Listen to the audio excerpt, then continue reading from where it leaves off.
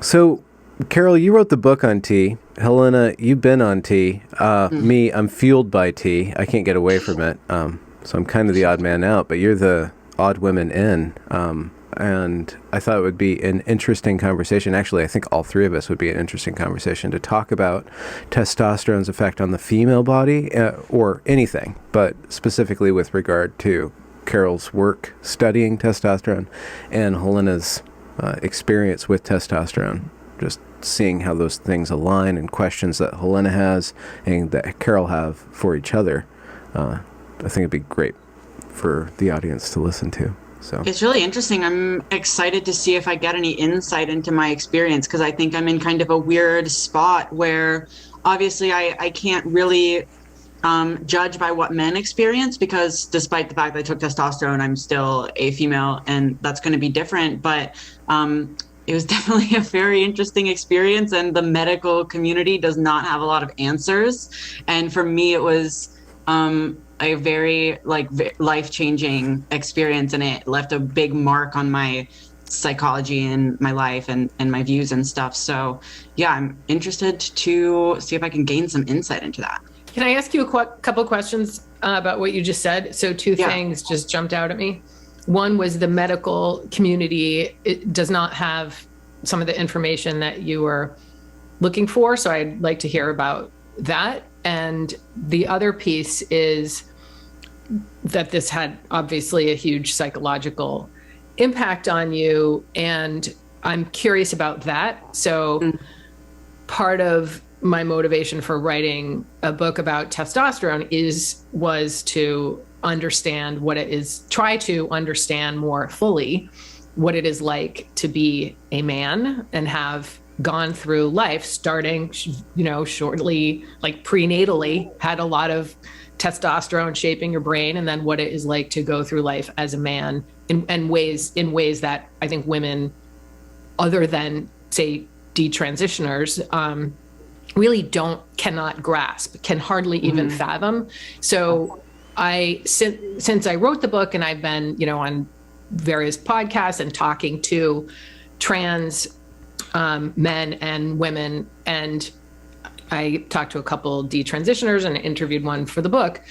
And while I know there's a lot of variance in people's experiences on and off of testosterone, there's definitely, the big change, as far as I can see, is sex and emotionality, although the emotionality seems much more variable in terms of ability to access and express emotions, changes in anger, that seems to vary, crying, but the sex part seems not to vary much. I haven't talked to anyone. Maybe sexuality or sex drive. Sexuality changes in interesting ways, and I'm like sexual orientation, and I'm not sure if it did for you.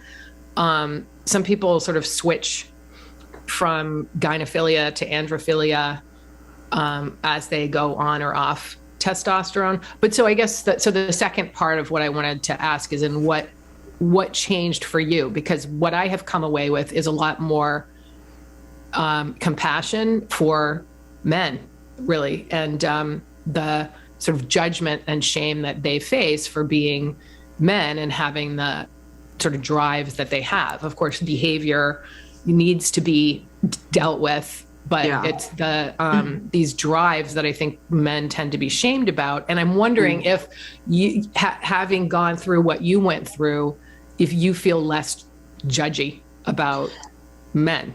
Yeah, absolutely. And I think obviously a lot of women particularly would be concerned with feeling like maybe we or I are excusing male behavior, which is, like you said, like absolutely not. If someone's behaving badly, I'm not trying to excuse them, but it has really made me think about how important guidance really is for young men, and having like a role model and like some kind of help or philosophy for how to manage these urges and these drives, because they are really powerful. And I said earlier that I don't want to use my experience to feel like it's, or to judge the male experience, because obviously it is different being a female on testosterone than being a male and having natural testosterone.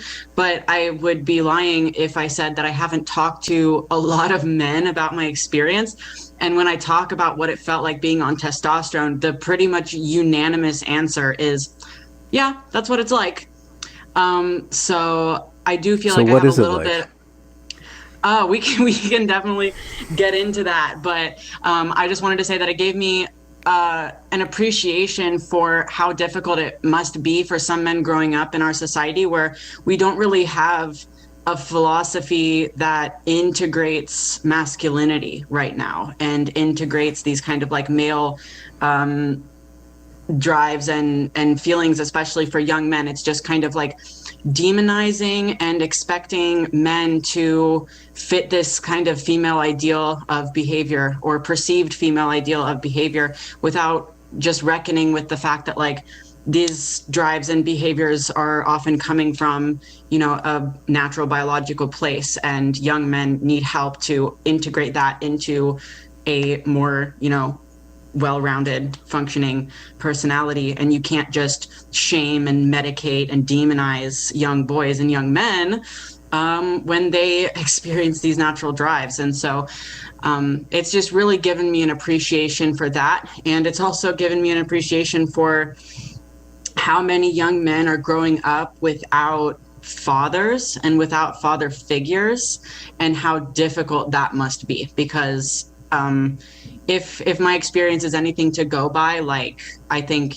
young men really need, you know, like, if that's going to be the way that you feel, and it's not going to be something that you can quit, like I could quit taking testosterone. But if as a man, you just have to learn how to manage these urges and these experiences and these drives, like, I think young men do need role models and examples for that, and adult guidance that isn't just pathologizing and demonizing them.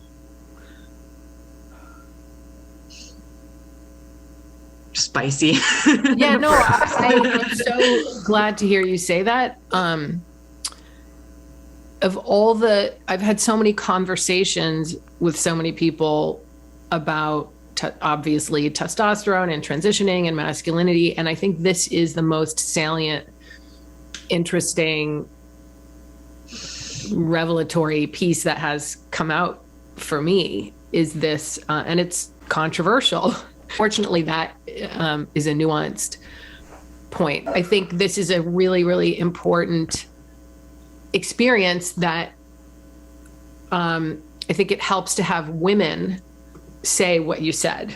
And it's hard for women to have the insight and the openness to sort of have the feelings I think that you have if we haven't been living as a man, or taking testosterone, or really researching exactly what testosterone does to the body and brain. Yeah. I think that's just such an important piece. And I think we're in our infancy, unfortunately, in terms of helping men and women kind of appreciate that nuance. And I always feel like, well, I could have been born male. You could have been born male. And then I don't think we would be thinking of femininity as the moral standard in the way that we do now. And I think that's damaging. And that is like unfortunately a controversial thing to say, I think, in terms of feminism and the activism right now. Femininity as a moral standard. That's interesting. Could you expand on that? Well, this is just me expressing some points of view that I haven't completely fleshed out yet. And so it's nice to have this conversation. And I hope, I'd like to kind of figure out my feelings about this a lot more.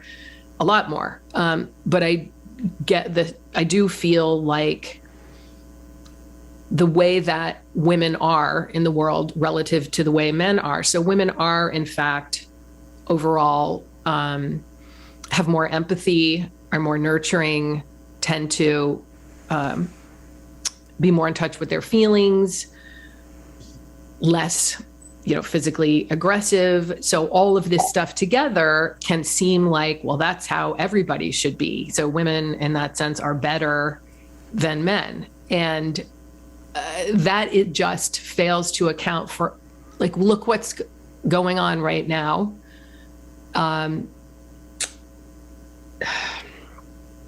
There are, like in Ukraine, say, there's certainly women who are out there giving their lives. And sorry, it's so upsetting. There was just some like awful news stories today about what's going on there. But we have these incredibly brave, strong men, for the most part, who are risking their lives. It's mostly women and children who've left, and mostly men who are staying behind.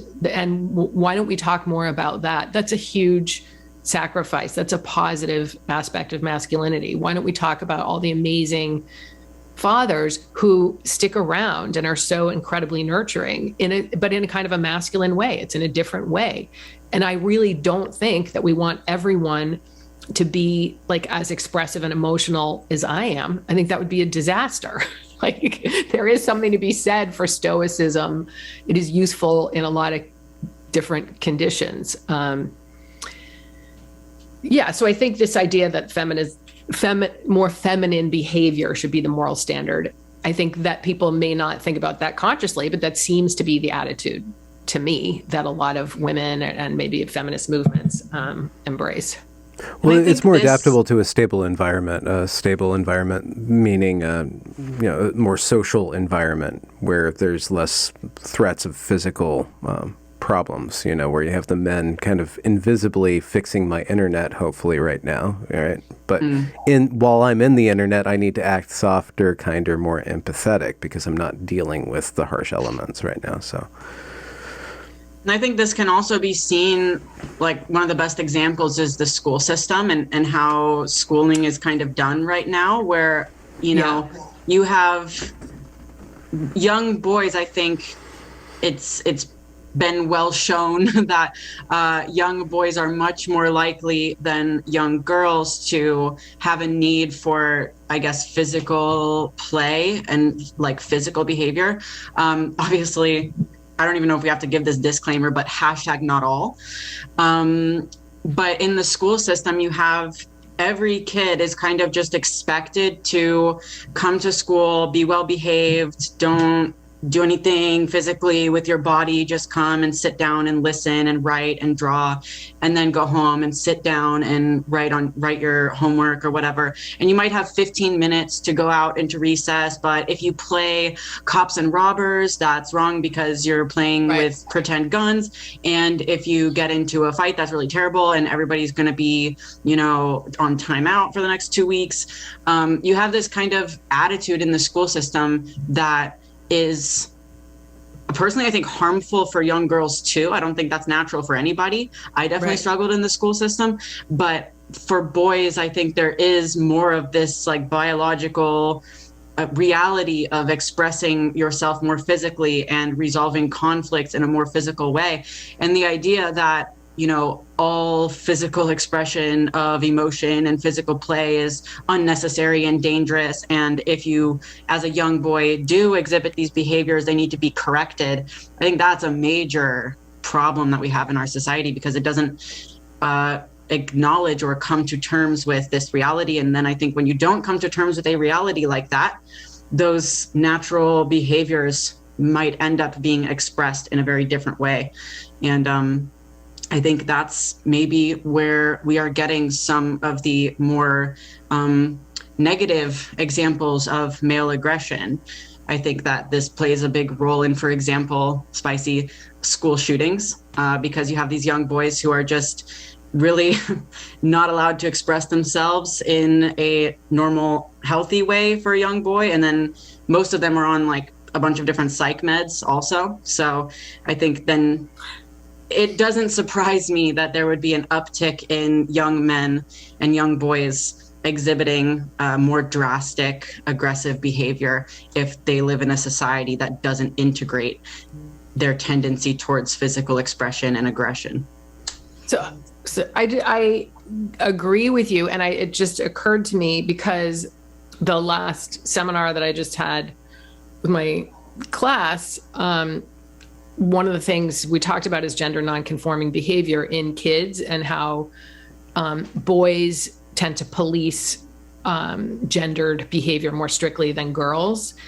And so if there are little boys who have more kind of female typical interests or play styles and don't want to engage in rough and tumble play or do sports, those boys are bullied. They really suffer. They can be bullied. They, can be ostracized by the boys. And it sort of channels them into sort of a strictly hanging out kind of with the girls. But the reason I'm bringing this up is because what you're talking about, I think, is just letting kids do what they need to do. Because there's some girls who really want to also be sort of tomboyish and hang out with the boys.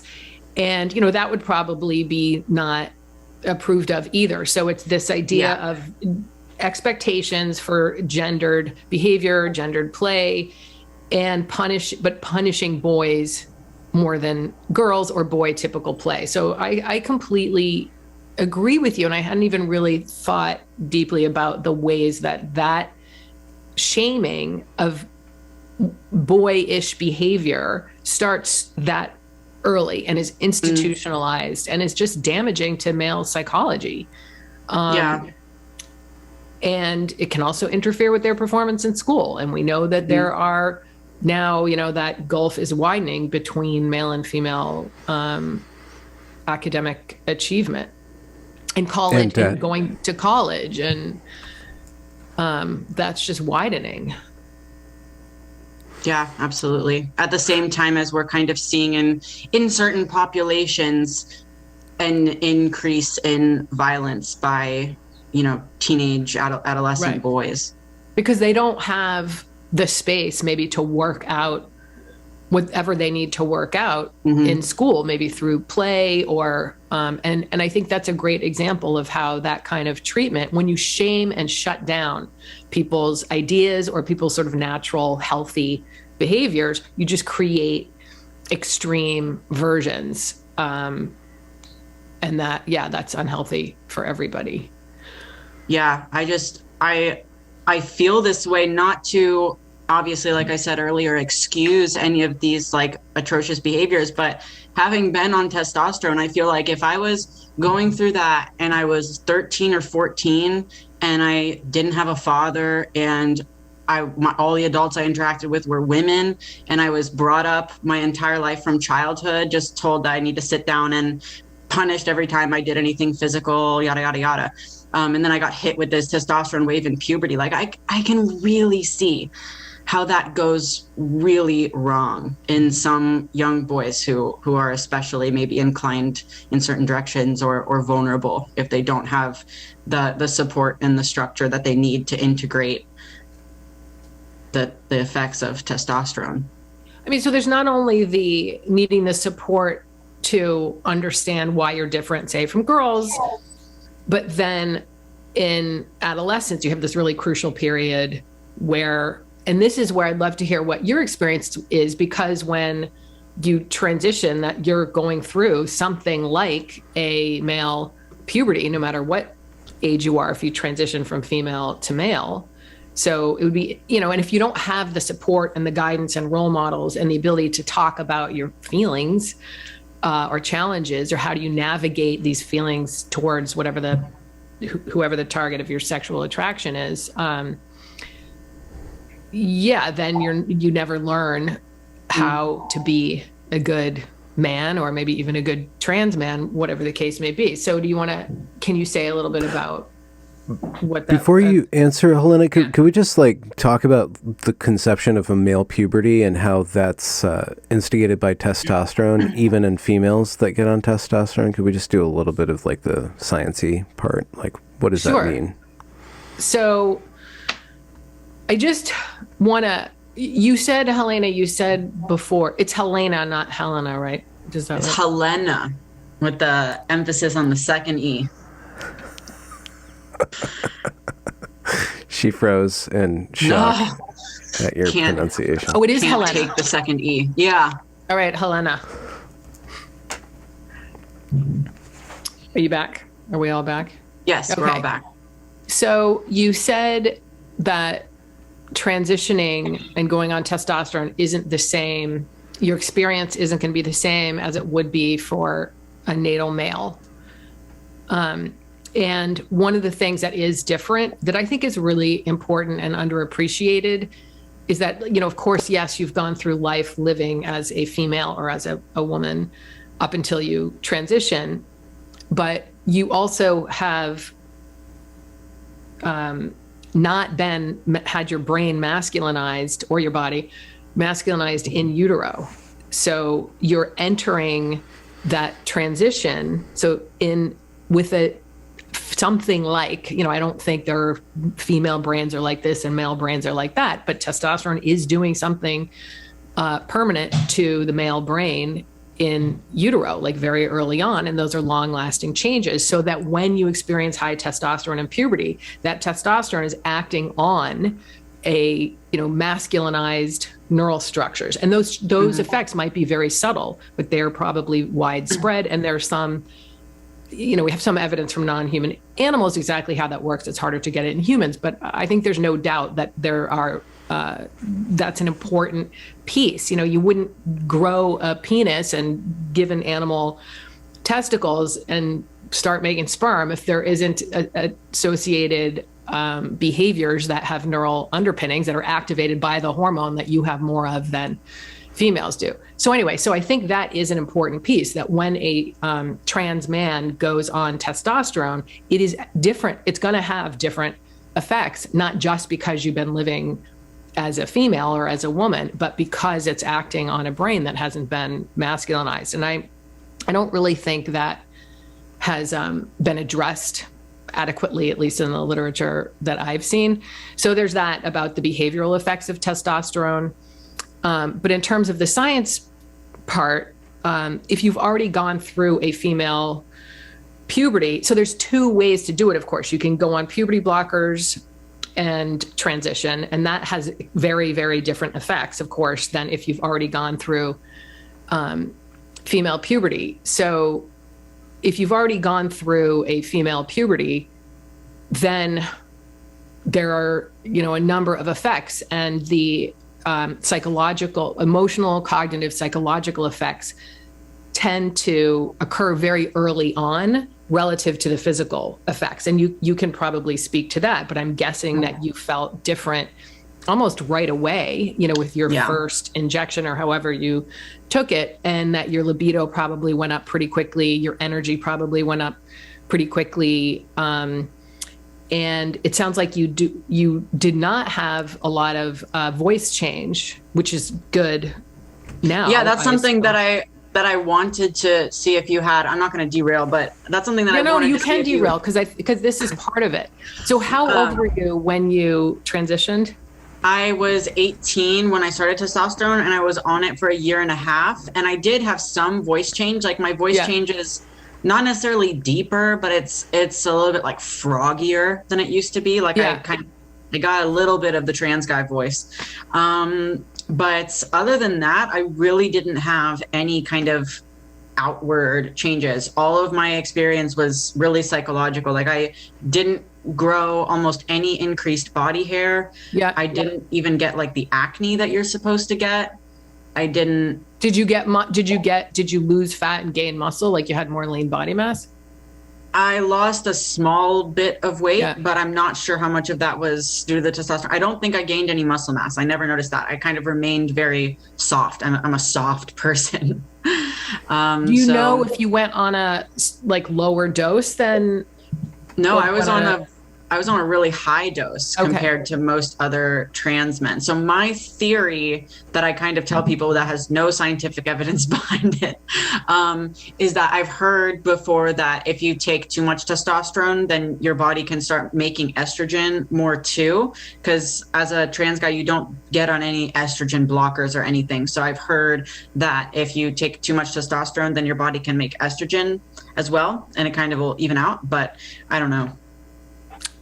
Yeah. That's my Okay. So I can pseudoscience. remind me to come back to that point about the estrogen. But the voice is interesting because it depends where you are in your puberty. So some people, so what happens is that the vocal cord, I'll just step back and say when males go through puberty, the testosterone causes the vocal folds or vocal cords that has a bunch of different effects. But first of all, it lowers the whole larynx lower in the neck, which increases the sort of power of the depth and power of the voice. But it also increases the thickness and length of the vocal folds. So if this is the trachea here, the vocal folds are like that kind of over it. Those thicken and lengthen, which pushes out this cartilage that sits over the vocal folds. And that cartilage is like a 90-degree angle then in males because of testosterone. But that thickening and lengthening of those vocal cords deepens the voice. So it's like in the book, I say it's something like if you had a thick, long rubber band and you plucked it, you would have a lower frequency vibe, and it would be sort of a lower register than if you had a thin, tight rubber band and you plucked it, it would be higher. So that's basically what happens. And once that happens to males in puberty, that can't be undone. And the other thing that happens is the diameter of the windpipe of the larynx increases, allowing more air to move through the system and more power to the voice. And you also have larger lungs, and you have larger like naval cavities, and all of that gives the male voice more power because of those testosterone changes at puberty. So if you as a female take male levels of testosterone after your whole vocal situation has been largely unaffected really by puberty. I mean, there was really hardly any changes to all that. There are certain structures there that are no longer receptive to change. So you can no longer change the diameter of your larynx. I hope I'm getting this right. So that's going to stay the same. And that's why, but you can get the vocal folds are still somewhat susceptible to thickening and lengthening, but they can't lengthen across like a larger diameter tube.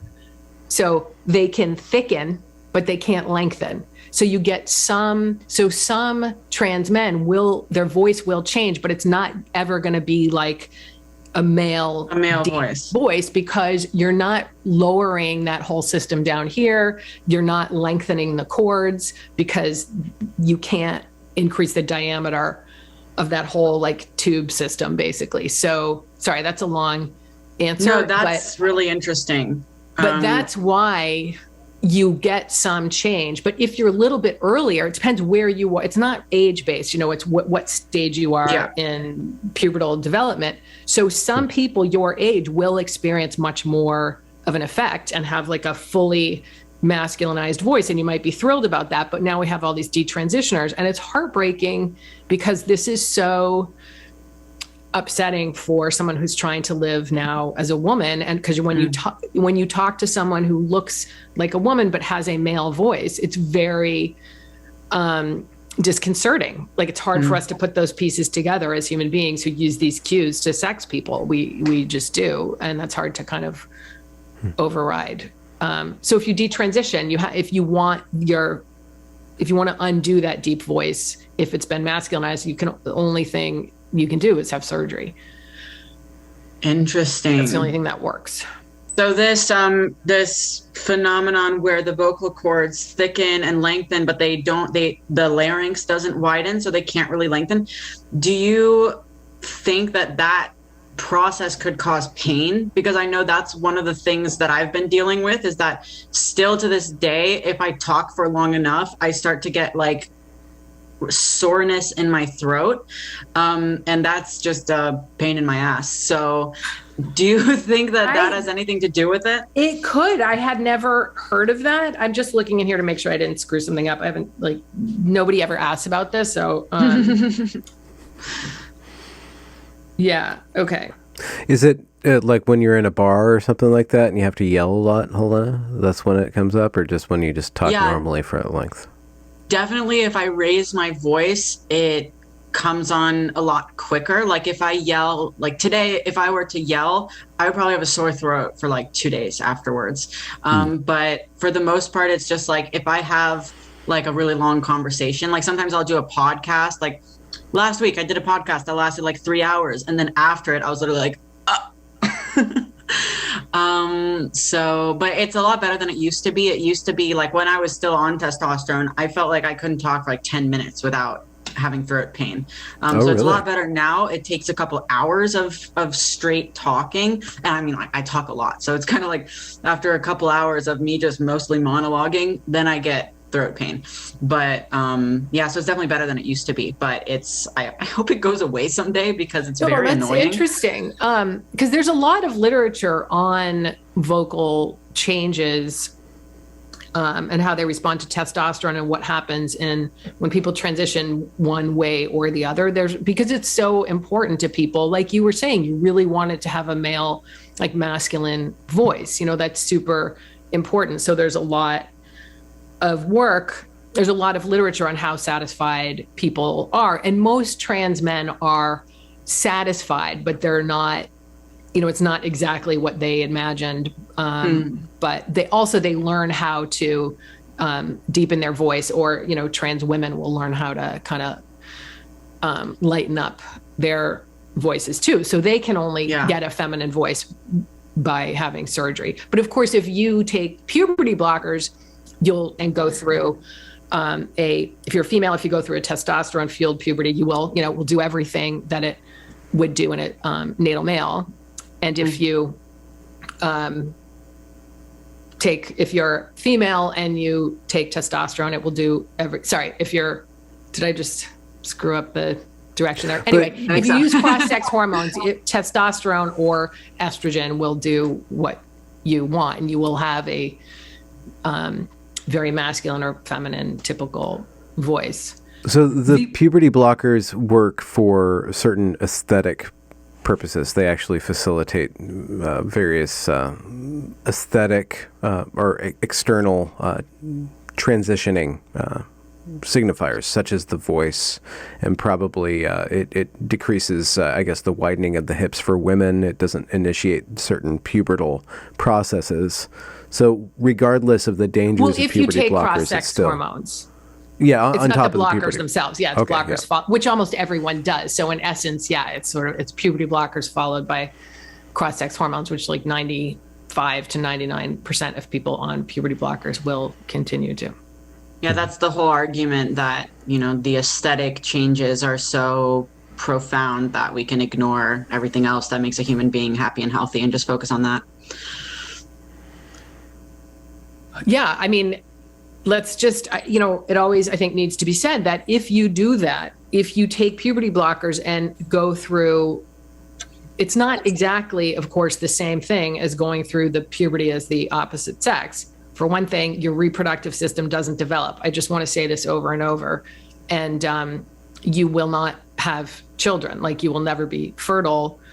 And sexual, or oftentimes functioning genitals and the ability to be sexually active. Yeah. Mm-hmm. And there's not enough research, I think, on that part of it, but it seems that there's a serious inhibition of sexual functioning. A lot of the time there's no capacity for orgasm, but definitely if you don't develop your reproductive system in puberty, you will never make viable gametes. There's a lot of research now into how to harvest some tissue from the gonads to possibly allow people to produce viable gametes in the future, but that's not a technology that we have right now. Wow.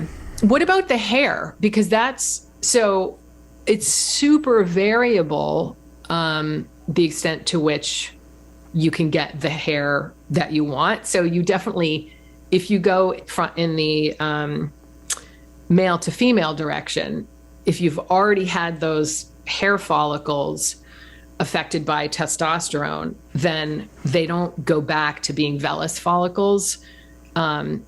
They become follicles that produce thick hairs, and those follicles enlarge, and the hairs that they produce enlarge. And once you go in that direction, you can't go back.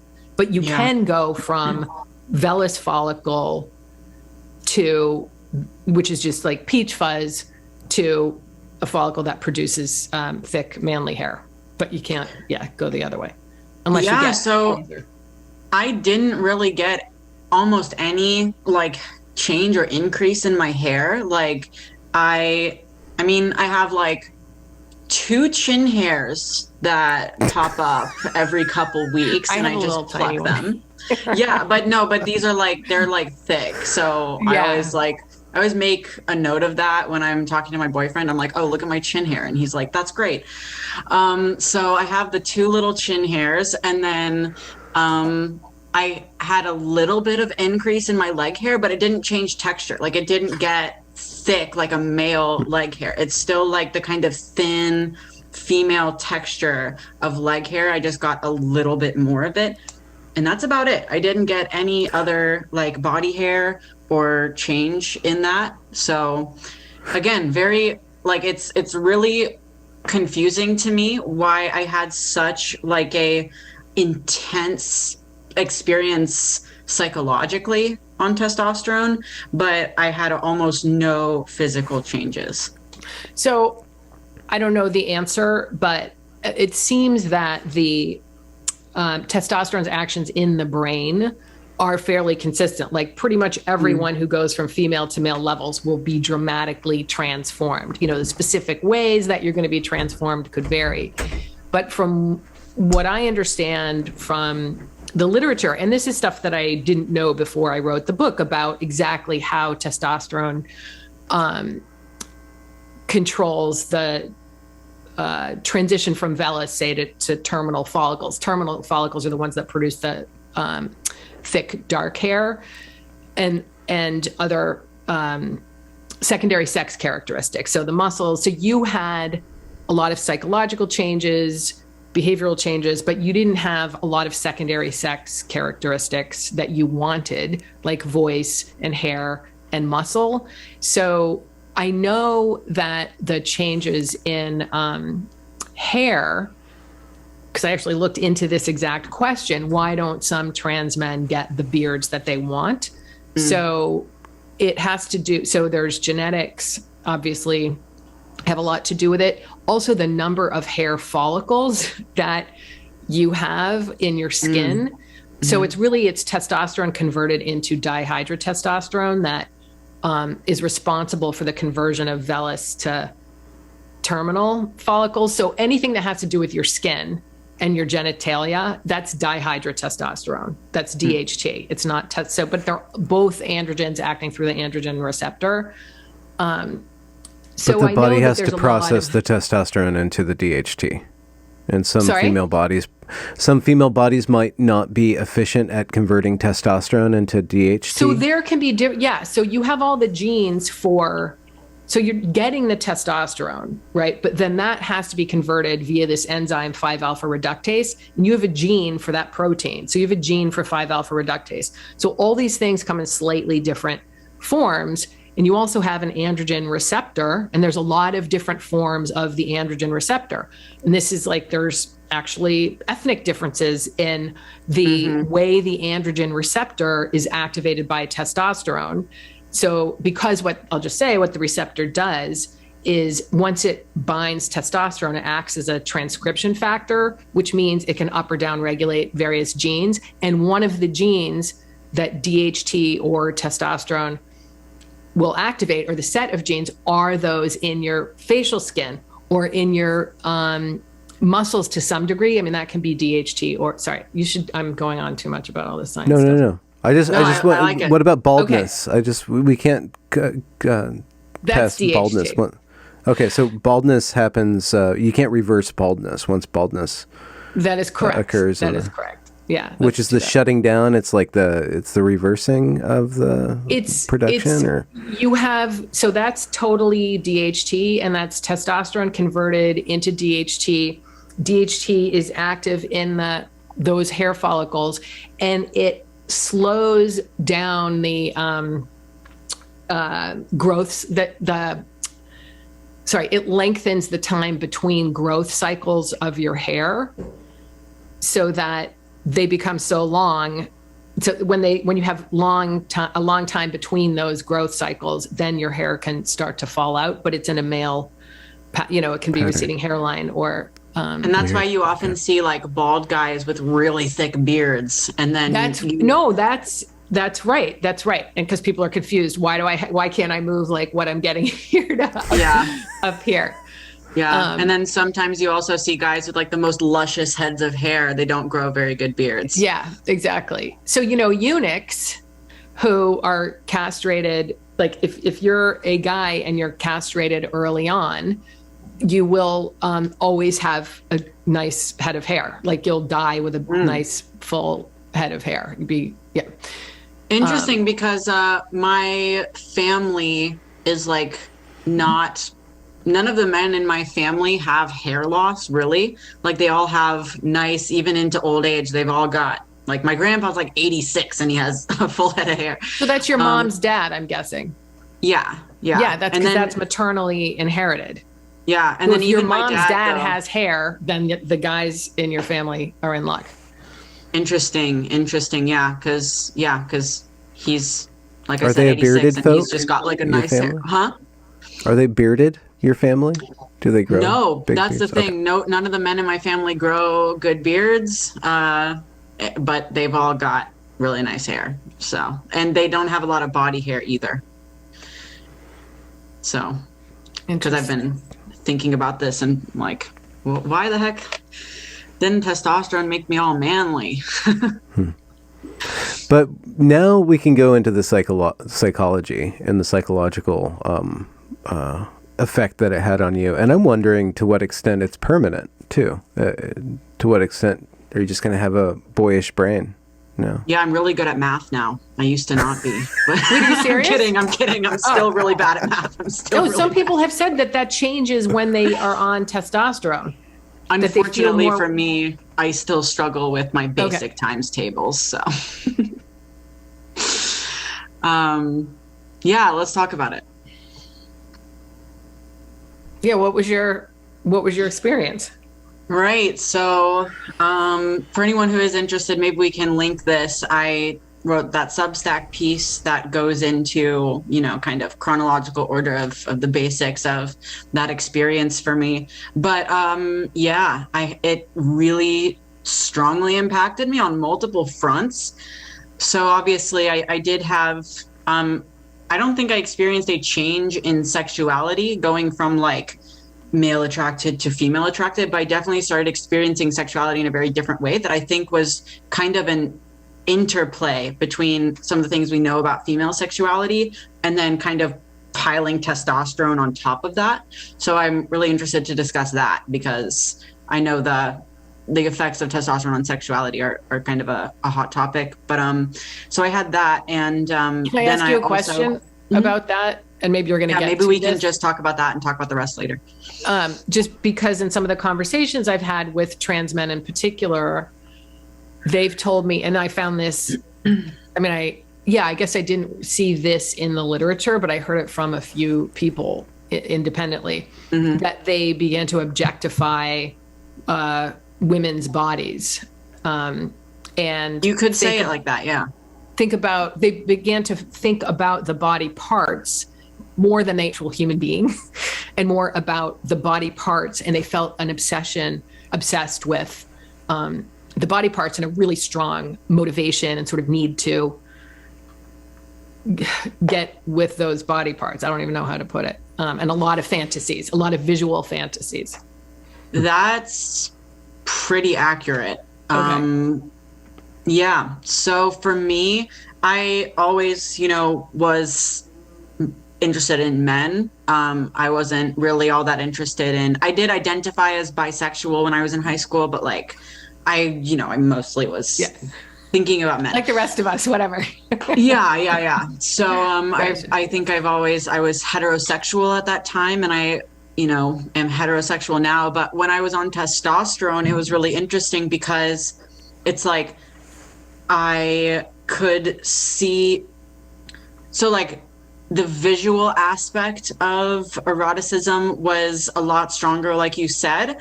And it's like I could see sexual imagery in general and feel personally aroused by it, even if I didn't want to pursue women like in a romantic sense. Like I was still, I identified as a gay trans man, but like just the fact that something was visually kind of erotic was then appealing to me. When before testosterone and now, I'm so much less affected by visual things. If I see a sexual, like, if I'm scrolling Twitter and somebody posts porn on my timeline, I get like a ew response. I don't want to see that. But when I was on testosterone and I would see something like that, I would get like a physical arousal response, regardless if it was a man or a woman.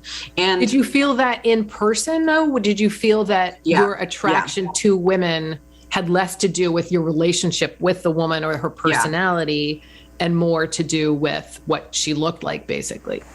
Yeah, so I did date a woman at the time, but she was a trans man who passed really well as a male. So she looked like a male, but she just had, underneath a female body.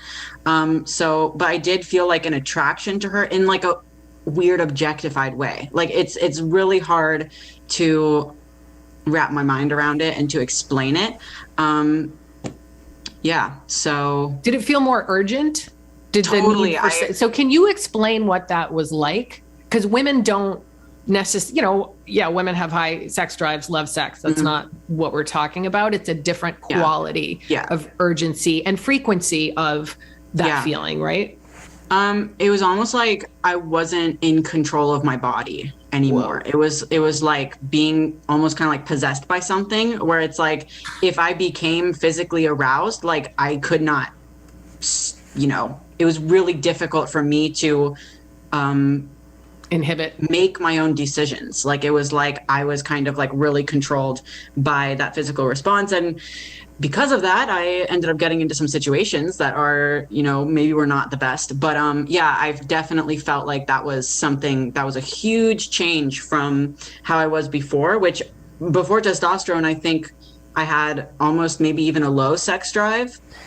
I would get, sex drive feelings around like once a month, I'm sure it was around ovulation. But other than that, like I could take it or leave it. Like I wasn't really all that interested in it or obsessed with it or preoccupied by it in the slightest.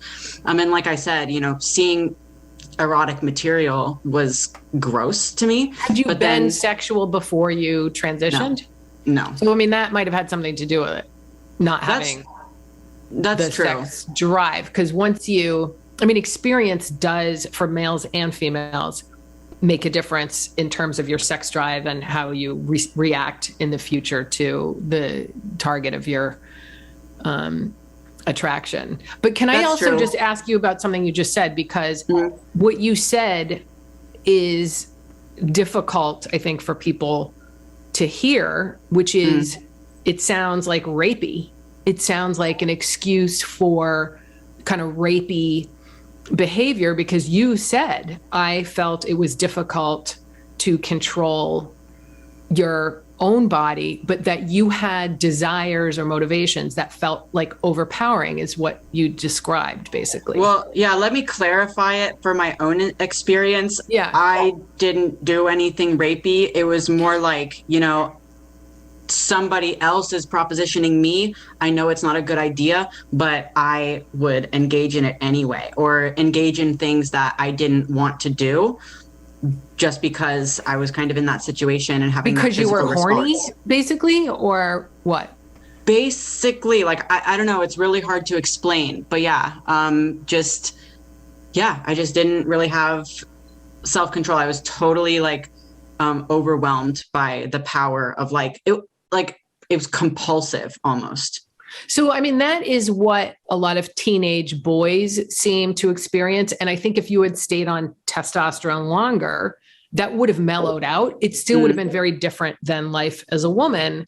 Yeah. But that intensity, I think that you're describing, mellows out in trans men over time. You learn how to deal with it, basically, I think. And that intensity goes down. But I think what you're describing is, Benjamin, you could say something about this, because it is what I'm hearing from guys about what it was like being a teenager, or being an adolescent, that it's like, holy crap, it's like there all the time. You're becoming a sexual being. That's what it's for. That's what the hormone is for.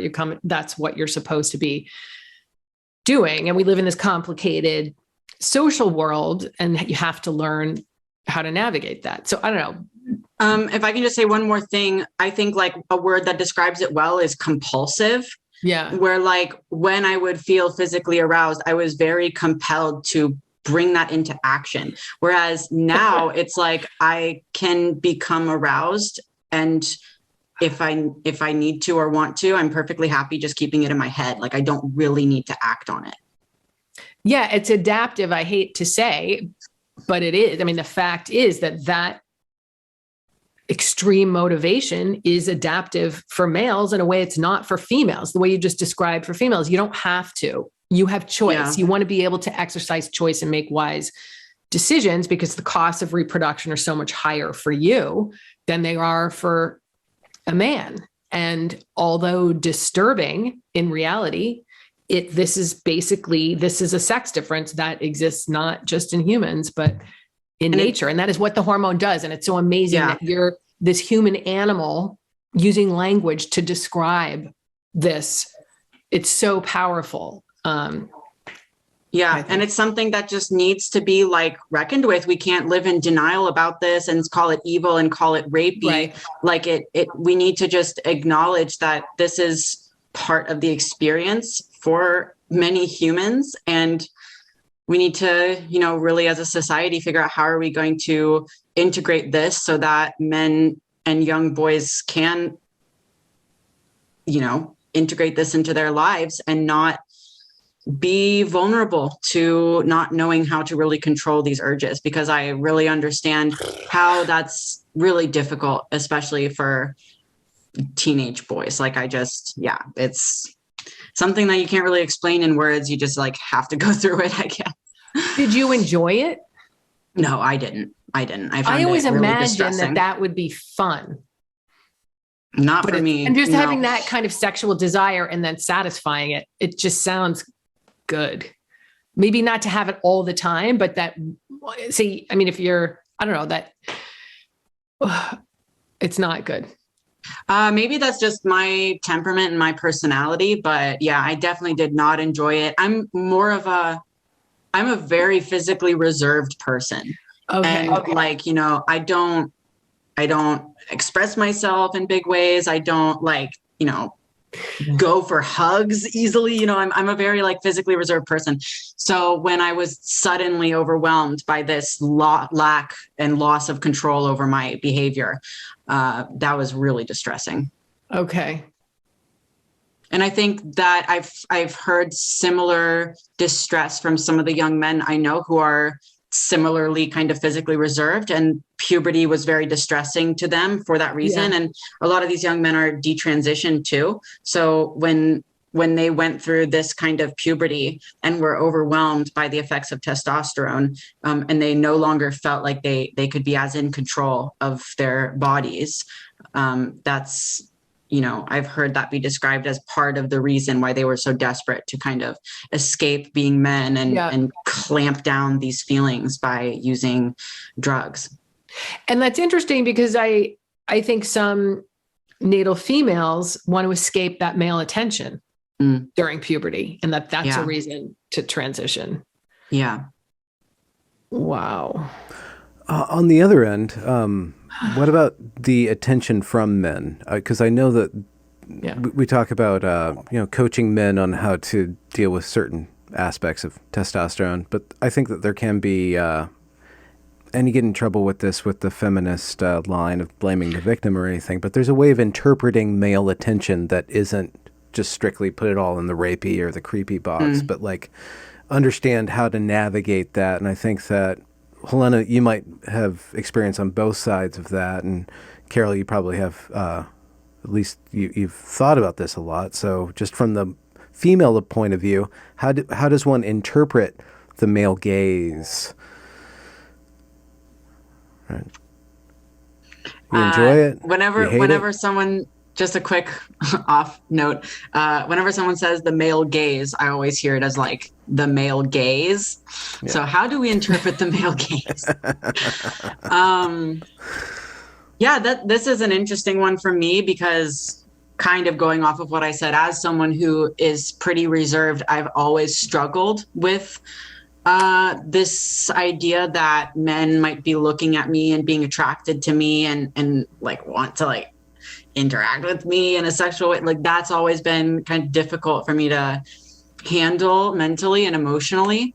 But yeah, honestly, the testosterone experience, as distressing as it has been for me, it's kind of like demystified it a little bit. And like I'm more able to kind of just see men coming on to me as not being inherently predatory, or that they're doing it because they hate women, they want to hurt me, they're objectifying women because they're evil and society trains them to objectify and rape women.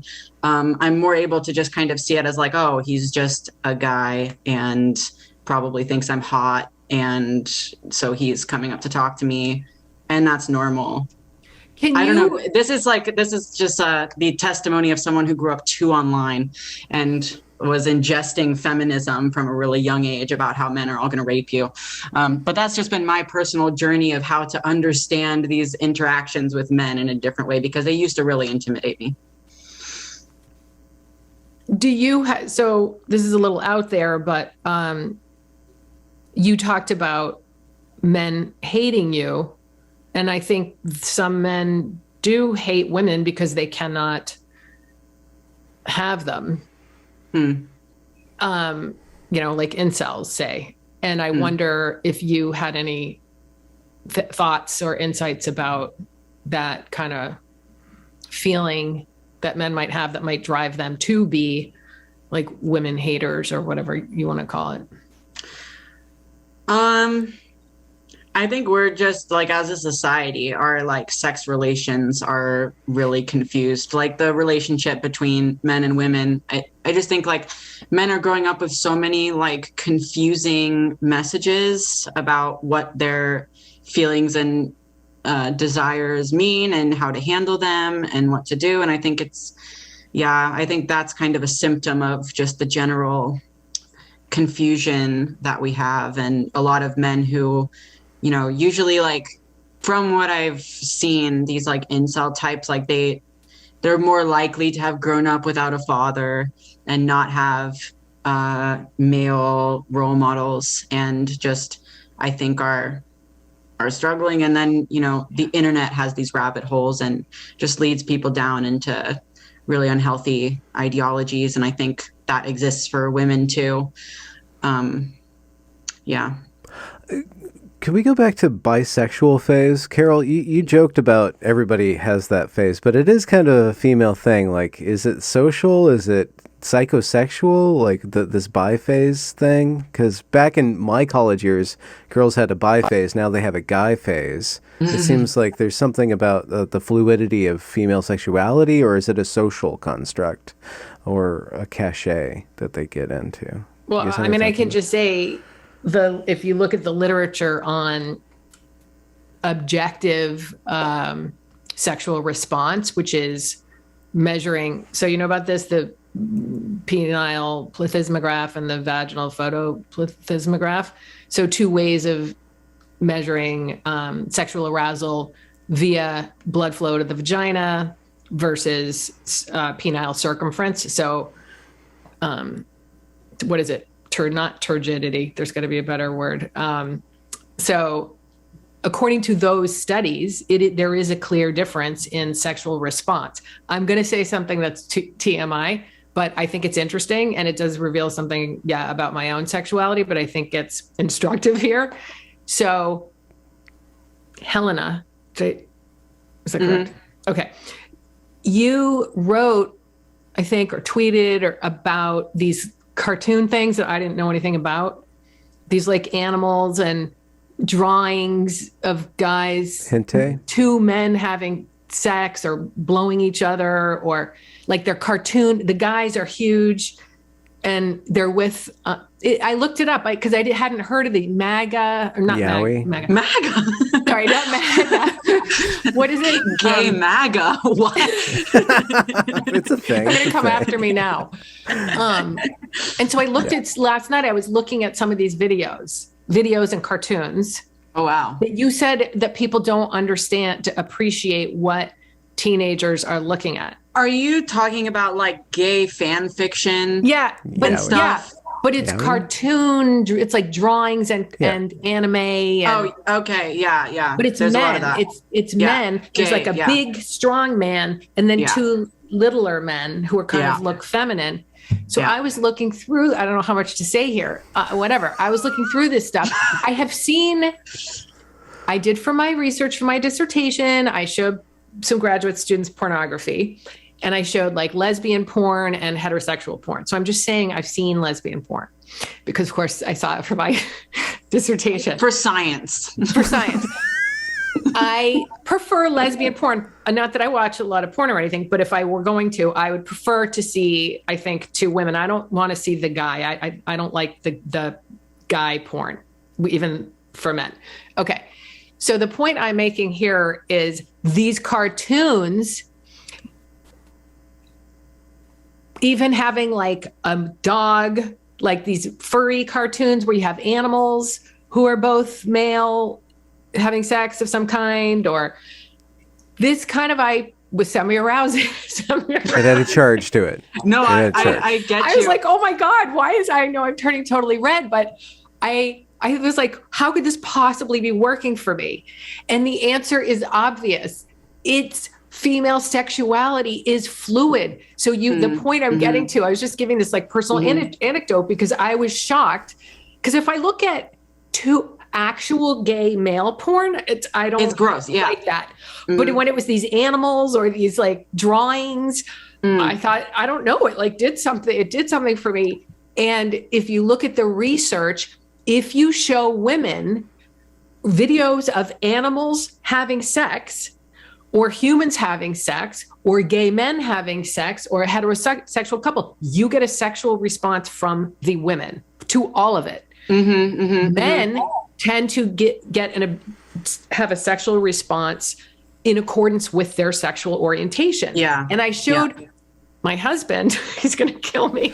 I showed, so these, because I was on the phone, I was like, look at this stuff. Does this do anything for you? He's like, not at all. So when he's a guy and he's supposed to be more easily aroused, but I was the one who was like, I think this is kind of hot actually. So that's just female sexuality. It is fluid. So you asked about the bisexual phase. Yeah. So I think that's, but is it also, it's also more socially acceptable for women. It's like hot for women to be, go through their little lesbian phase. And I think especially now it's very like politically in vogue. Like for me, it's like being straight was boring and oppressive and bad. So that's what you wrote about, right?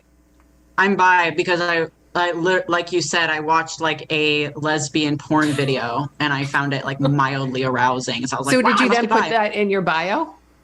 That I'm Were bi? You then bi and using different pronouns because that was part of it. Yeah, that was part of it. I called myself bi, and then, but after a few years, when I tried dating a girl and I was just like completely disinterested, then I called myself a gay trans man because I realized that I'm only really attracted to men. But it is true that like there's just something more complicated about women's sexuality, and a lot of people they don't understand the whole gay fan fiction thing. And that is a thing that women consume primarily. Oh, yes, all women. There's gay men who it's males, gay men, and so I now there's get no gay men who read this stuff. It's all straight women. Yeah. What is that about?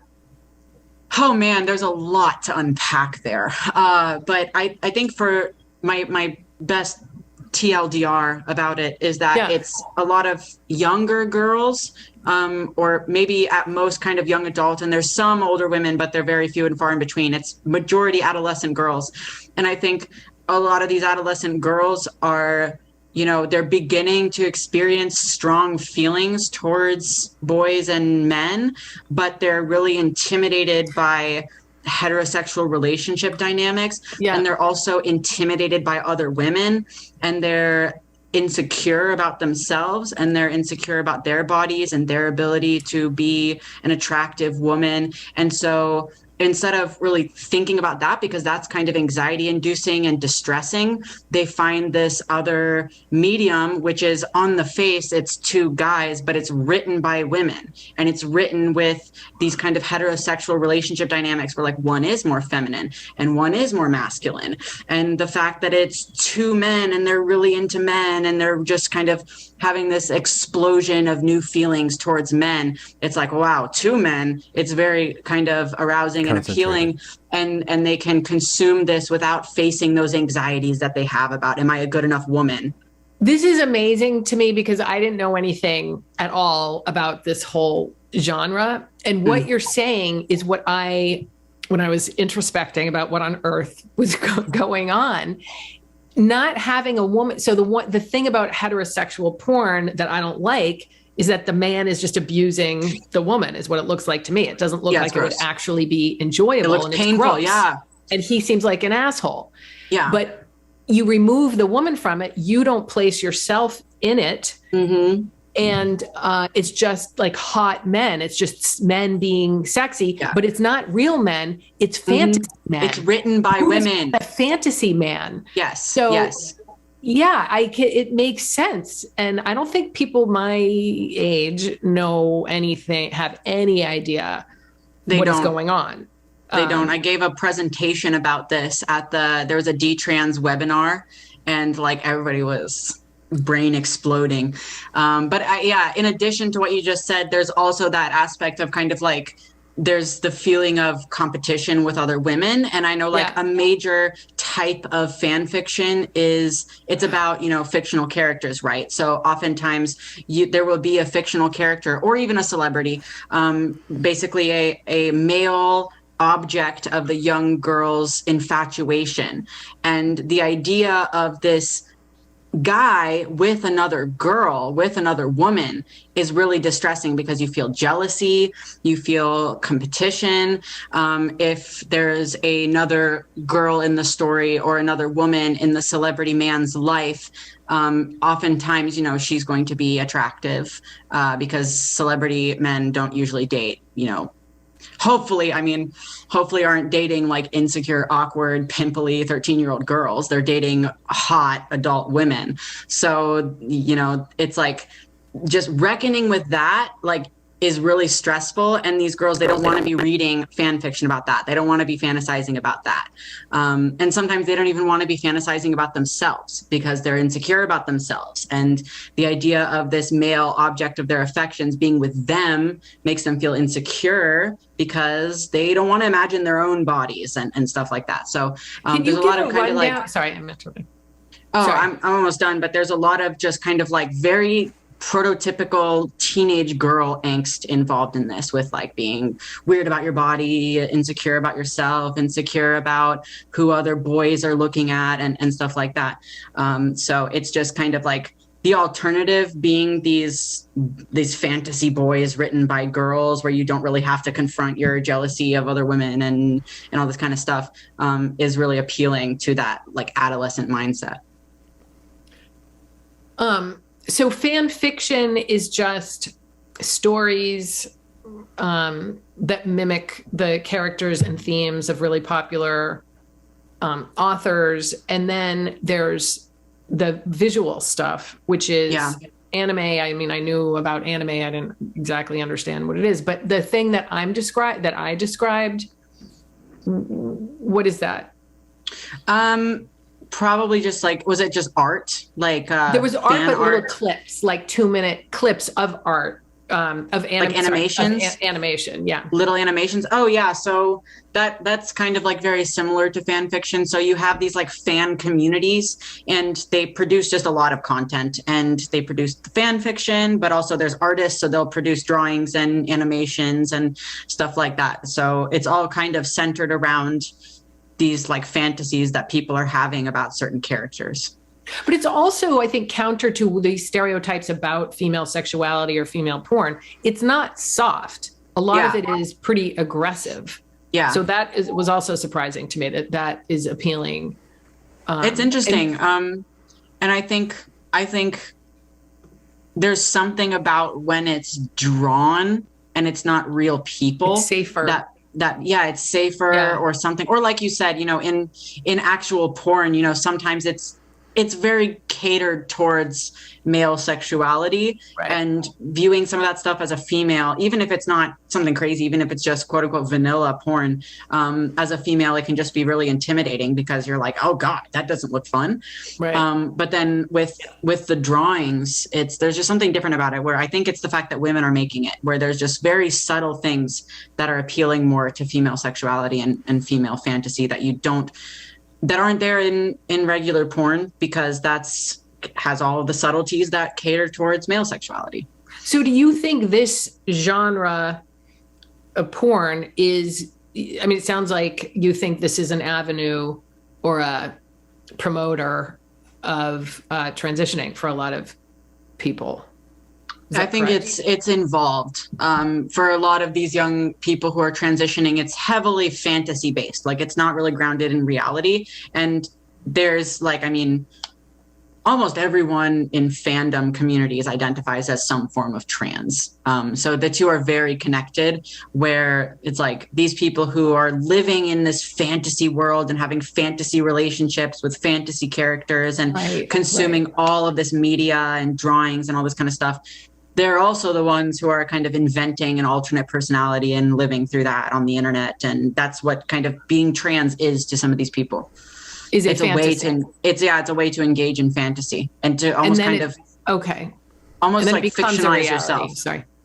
Yeah. And then they attempt to make it a reality. And that's where it tends to go very badly, like it did for me, because you're bringing this thing that is just completely like off the freaking tracks, fantasy, crazy, unhinged from reality. And then you try to bring it into reality by taking a steroid hormone, and it just doesn't work, because testosterone can't turn you into this fantasy character you've spent years building in your head. It's just going to turn you into a masculinized version of you. Helena and Carole, I would like to explore like the tail end of your transition arc when you decided to get off it, and the depression, the psychology that's going on in there, and if Carole can give any insight on, the rebound that one would have with testosterone in their body. Yeah. So when I stopped testosterone, I continued being very depressed. I didn't have some of those more intense symptoms that I was having while I was on the testosterone. So when did you start having negative reactions, and what were they to the testosterone? The first kind of negative reactions that appeared very soon was obviously being distressed about the sex drive changes, but also just being a lot more irritable. And like I almost kind of felt like PMS every day, but instead of crying, I wanted to punch stuff. That's how it felt.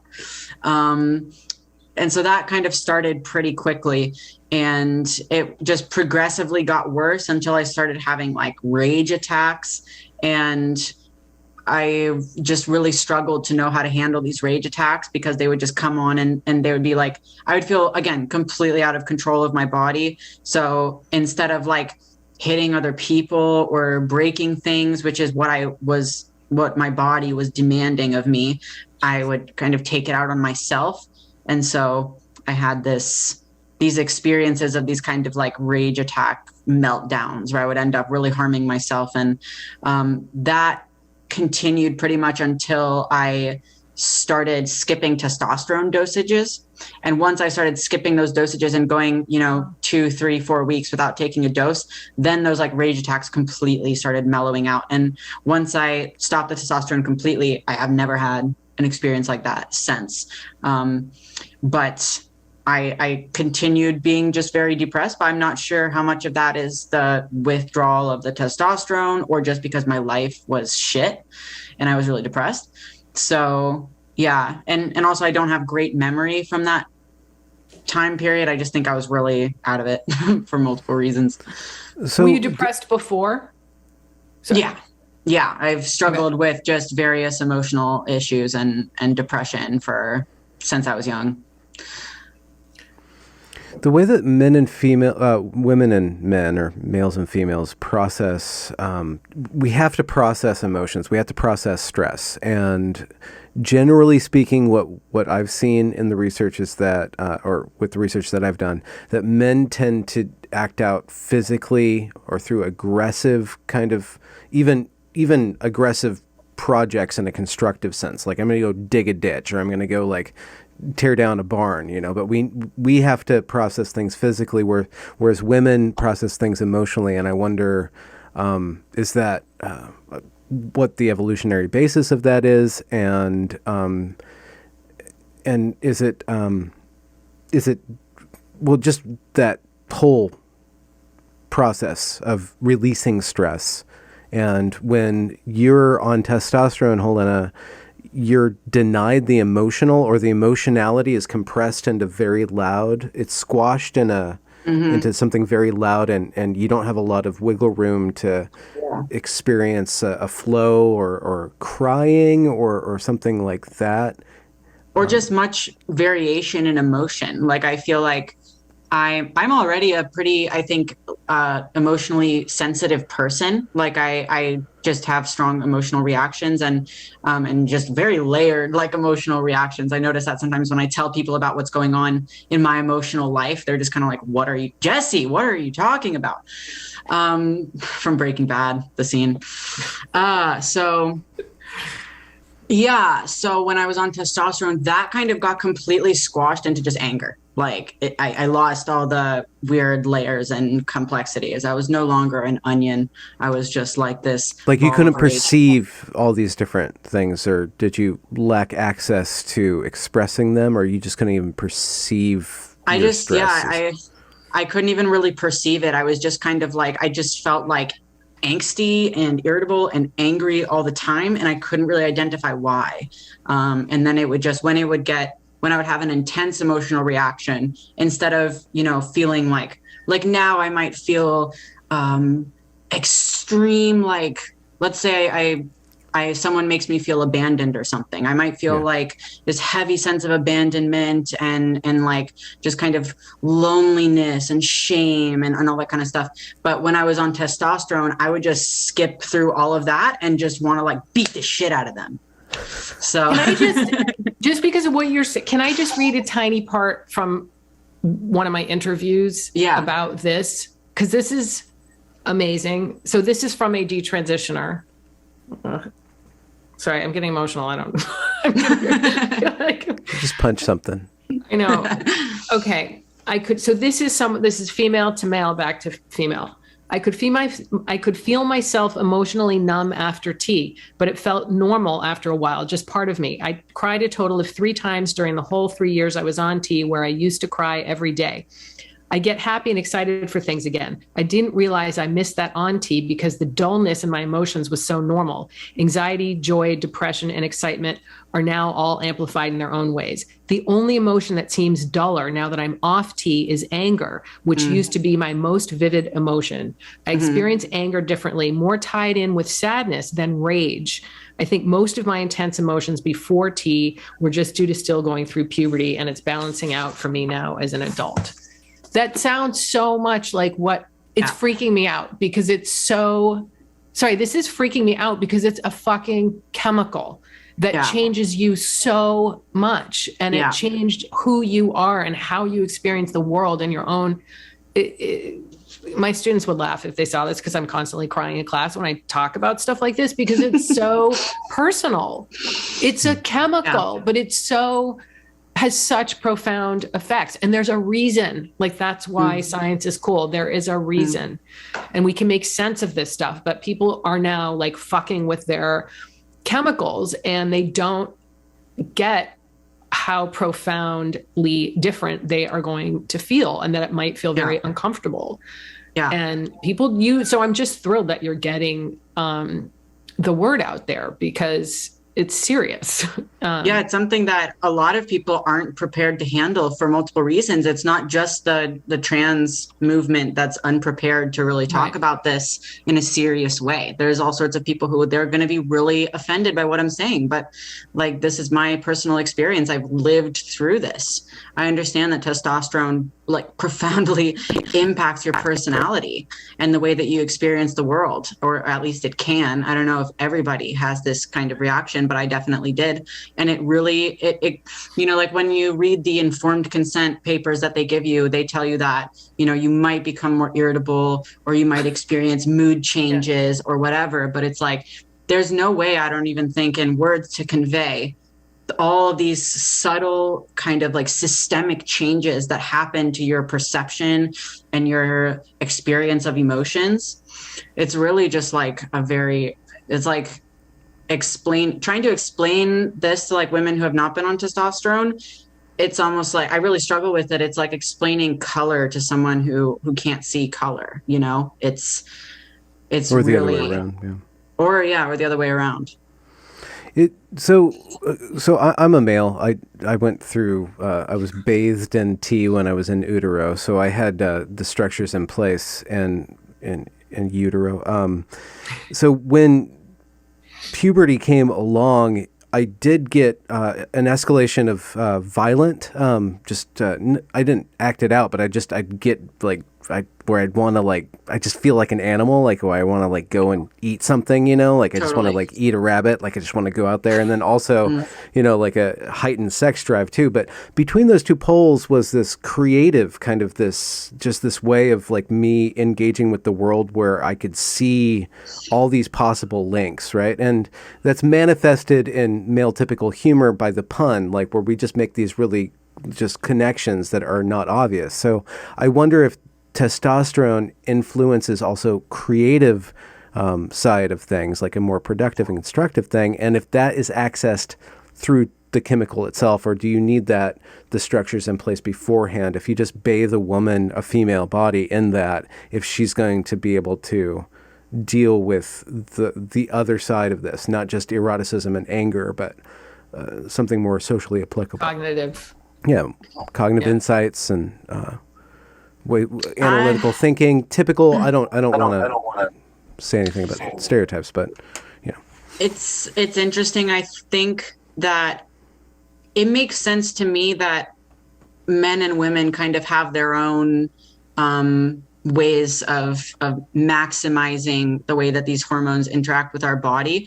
Like, for example, in just like the female menstrual cycle, kind of the part of the cycle where your estrogen is the highest around ovulation is experienced by a lot of women as like the time when you feel the most creative, the most outgoing, the most kind of like connected with other people. Like it for me and for a lot of other women, it does have a profound effect. But then if you give a man a bunch of estrogen, a lot of the times they're just going to feel like shit. If you just take away a man's testosterone and give him estrogen, they're not necessarily going to feel that feeling that a lot of natal women feel in terms of like the hormonal fluctuations of the menstrual cycle. And I think it does go the same way with testosterone, where, men who have a good testosterone level, they're going to feel, vitality, creativity, all this kind of stuff. But then as a woman, I don't think that definitely wasn't my experience. I know some detrans women who have had that experience, and I'm sure there's so much variation. It can't all be spoken about as if it's the same thing, but I think, my body as a woman is supposed to function on certain hormones in a certain way. That's what my organs are designed for. And then when I just interfered with that by injecting a huge amount of this other hormone that's not really supposed to be there in that quantity. I don't think I had that same experience that a man would, having that amount of testosterone. Because I didn't feel, I felt like I just couldn't even think straight. Like I just felt like I was losing my mind. I didn't have any kind of creative impulse or anything. I was very much like not a well-rounded or functioning person. I just want to say, and I'm sure you've said this a million times, but this is your experience. This is an experience. There's a lot of detransitioners who share your experience to some degree, but of course there's a lot of everyone's different trans men who've done great and are happy with their changes and love being on testosterone for the most part. However, there's a growing number of people, obviously, we're hearing from where this is not working for them. I just want to get that out there. But in terms of the cognitive changes, so there's a huge literature, of course, on sex differences in cognition and sex differences in different kinds of test outcomes and not necessarily even abilities, but how the sexes do on various kinds of tests and the extent to which that the test score differences are really mapping onto sort of intrinsic ability is something that's kind of controversial, but it seems to me pretty indisputable that there are sex differences that are pretty consistent across cultures and cognition, and that has to do with spatial ability and verbal ability largely, where females excel in the verbal skills and males excel in spatial skills, which might underlie things like architecture or certain kinds of even abstract reasoning or potentially even like very high level physics. But that's not super clear anyway. But there are these sex differences. So then you would definitely hypothesize that this has something to do with differences in hormone exposure. But the literature is not super clear because, you can look for changes across the cycle. So you could, you might expect that the skills that females excel in will be sort of heightened around ovulation. But that's not totally clear because steroid hormones can have long-term sort of slow acting effects because they're steroids. They affect gene transcription, which is a long-term sort of process to have biological effects.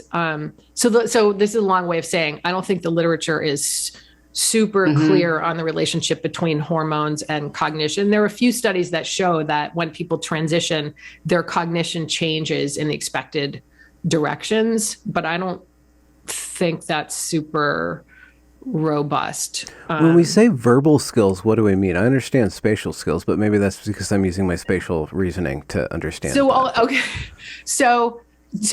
Okay, one thing I'll just say, like with spatial skills, there's a couple examples. So one would be like mental rotation. That is the largest sex difference that exists in cognition. And it's huge. It's a very large male advantage, and that's consistent across ages, across cultures, across all the time that this has ever been measured.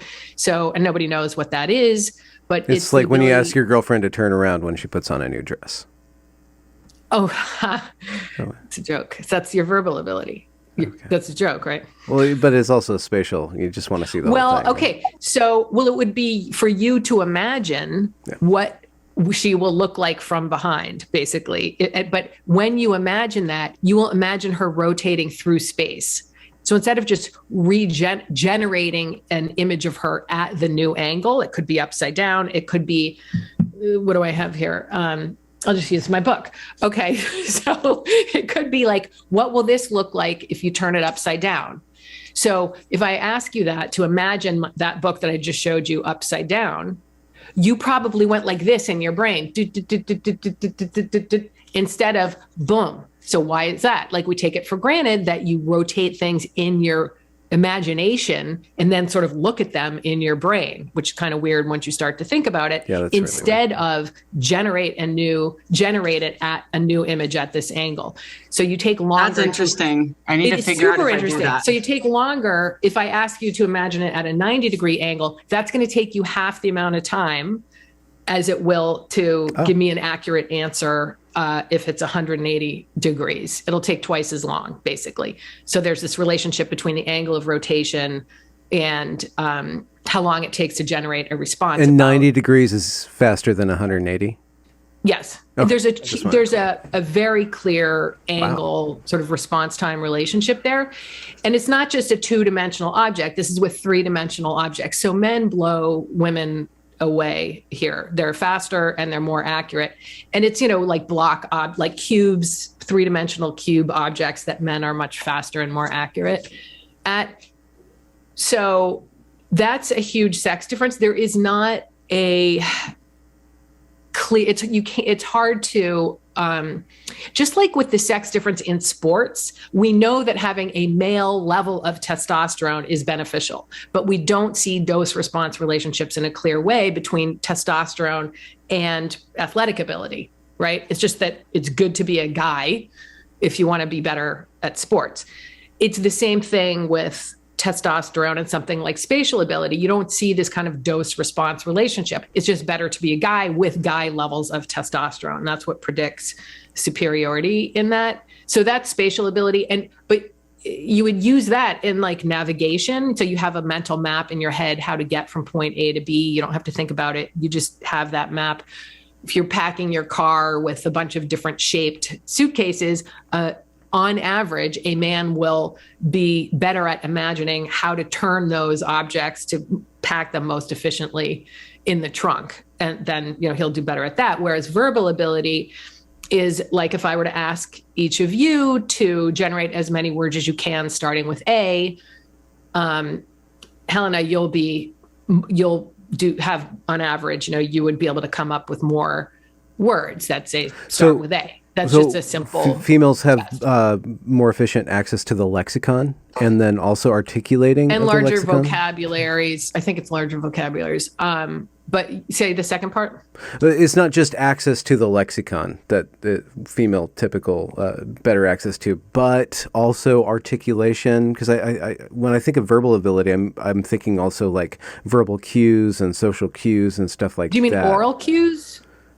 Just being able to read other people a little bit better, being more connected to that. And that is all, that's all verbal. That's all basically, you're reading other people. I know that's a metaphor, but women are better able to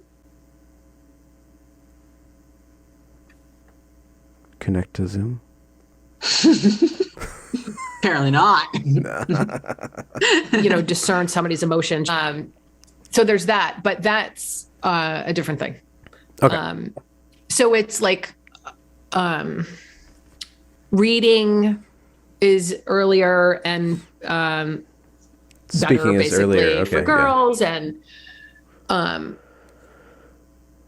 so those are the biggest sex differences. But I guess what I'm saying is there isn't an obvious relationship within sex between, say, estrogen and verbal ability, or within males between testosterone and spatial ability, but that's where we see huge differences. And then when you get on the tail of a distribution, if you have like the female mean for any trait almost, the female bell curve is much more narrow. Even if the mean is the same as the male bell curve, the male bell curve is flatter. So you're always going to have more males out at the high end for any of these traits, more males out at the low end, also being, terrible at something, whatever the trait may be, but you'll also then have more males at the high end, which can be, this is one of the reasons why you might see overrepresentation of males in like astrophysics or whatever. You have some women, but you'll have more males. No, I think it's just because of sexual harassment in the workplace. It has something to do with it. I think that's reasonable. If you have a male environment, it could be just uncomfortable for women, even if they're qualified to be there. They might not. I saw a tweet the other day that was saying that, like the women's sports issue where you have these guys who they come into women's sports and they just blow everybody else out of the water. The trans women? Yeah. Like, okay, yeah, like Leah Thomas and the cyclists now. What's the cyclist's name? McKinnon? No, no, not okay. Ivy. You're talking about not McKinnon anymore. Ivy. Yeah. Ivy. But there's a new one in Veronica, but there's a new one in UK. Right. She just had this very glam picture. But I can't remember her name. But that's what you're talking about. Okay. Yeah. And then I saw an interesting tweet. I don't know if there is like women's chess championships, but I saw someone say that like, if we ever have a situation in which there's a trans woman who goes into women's chess and just like blows all the women out of the water, like the discourse is just going to be absolute hell. That would be interesting. Because people are going to be completely unable to cope with the implications. Yeah. No, that would be fascinating because I don't even know. I have a friend. Yeah. I don't even know how trans women do after testosterone suppression. I don't know the like research on testosterone suppression period on something like chess, which is highly spatial. Obviously, it's a huge amount of spatial. But I guess if memory there, maybe they're not. Maybe it's just a trans woman who doesn't want to be on testosterone suppression or estrogen. Maybe it's just one of these people who identifies as a woman. Well, right? Yeah. That would be interesting. Yeah.